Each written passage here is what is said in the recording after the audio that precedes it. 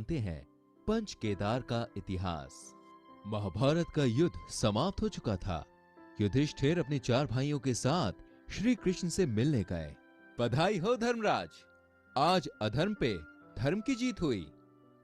माधव, आपकी सहायता के बिना हमारा विजय असंभव था। मेरा काम तो सिर्फ राह दिखाना था, उस राह पे चलना तो आप सब पे निर्भर करता है पार्थ। 5 पांडव श्री कृष्ण की बात सुन रहे थे। वो बड़े दुखी लग रहे थे। आप सब इतने चिंतित क्यों हैं? क्या हुआ? देवकी नंदन, हमने अपने ही भाइयों की हत्या की है। हम सभी को इस बात का खेद है। हाँ माधव, अब आप ही कोई उपाय बताइए। हम इस भ्रातृ हत्या के पाप से मुक्ति कैसे पाएं? ओह, तो इस बात से चिंतित हैं आप। आपको इसके लिए महादेव के पास जाना होगा। एक महादेव ही आपको भ्रातृ हत्या के पाप से मुक्ति दिला सकते हैं। किंतु क्या माधव? श्री कृष्ण चिंतित हो गए। महादेव, आप 5 से अत्यंत रुष्ट हैं। माधव, आप चिंतित ना हो, वो चाहे कितने भी रुष्ट हों, हम 5 उनके दर्शन करके ही हस्तिनापुर वापस लौटेंगे। हाँ माधव, अब हमें आज्ञा दीजिए, हम विश्वनाथ के दर्शन हेतु काशी प्रस्थान करते हैं। युधिष्ठिर श्री कृष्ण के सामने हाथ जोड़ते हैं। कल्याण हो। 5 भाई काशी जाने के लिए निकल पड़ते हैं और कुछ दिनों के बाद वो काशी पहुंच जाते हैं। काशी पहुंचने के बाद उन्हें वहां शिवजी नहीं मिले। 5 भाई बहुत ही चिंतित हो गए। यहां तो शिवाजी नहीं है। अर्जुन, वस्तुतः महादेव हमसे अत्यंत रुष्ट हैं, इसलिए वो हमें दर्शन नहीं दे रहे। तो अब हम क्या करें? हे माधव, अब आप ही हैं जो हमें रास्ता दिखा सकते हैं। तभी श्री कृष्ण वहां प्रकट होते हैं। पार्थ, मैंने पहले भी कहा था कि महादेव आपसे अत्यंत रुष्ट हैं और इसलिए वो आपको प्रत्यक्ष दर्शन नहीं देना चाहते। तो हमें इस भ्रातृ हत्या के पाप से मुक्ति कैसे मिलेगी? हाँ, मुक्ति तो आप सबको केवल महादेव ही दिला सकते हैं।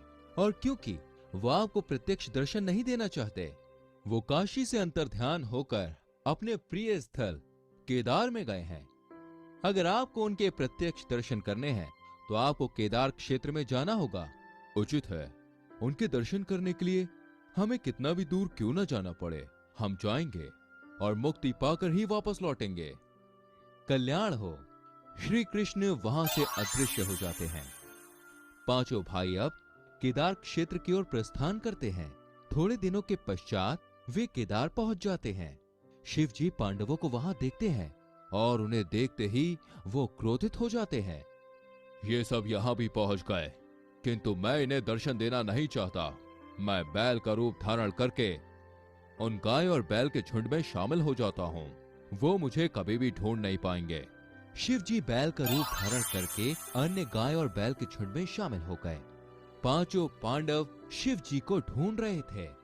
भ्राता युधिष्ठिर, यहां तो कहीं पर भी महादेव नहीं दिख रहे।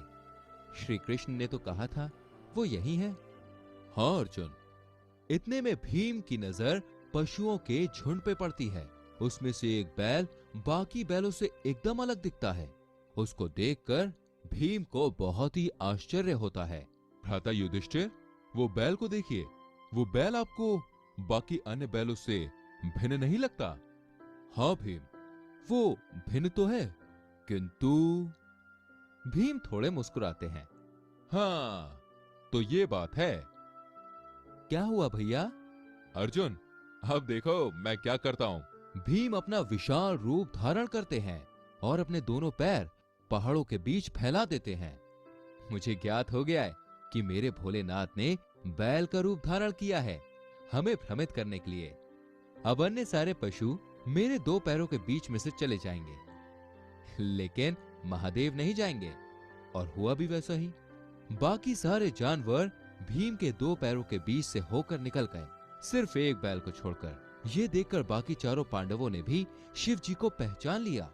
अब शिव जी बैल रूप में वहां धरती में अंतर्ध्यान होने लगे। भीम ने तुरंत ही बल से बैल की पीठ का त्रिकोणात्मक भाग पकड़ लिया। शिव जी बोले, अब तो मुझे इन पांडवों के समक्ष प्रकट होना ही पड़ेगा। शिव जी अपने वास्तविक रूप में आते हैं। और भीम भी पांचों पांडव शिव जी के समक्ष नतमस्तक खड़े रहते हैं। मैं आपकी भक्ति और दृढ़ निश्चय को देखकर प्रसन्न हुआ। मैं तुम पांचों को भ्रातृ हत्या के पाप से मुक्त करता हूं। आपको कोटि कोटि वंदन महादेव। आपके प्रत्यक्ष दर्शन पाकर और भ्रातृ हत्या के पाप से मुक्ति पाकर हम पांडव धन्य हुए। तभी श्री कृष्ण वहां प्रकट होते हैं। महादेव, भूमि में अंतर्ध्यान होते समय आपका पीठ का भाग यहीं पे स्थापित हो गया, इसलिए युगों युगों तक आप यहाँ केदारनाथ के रूप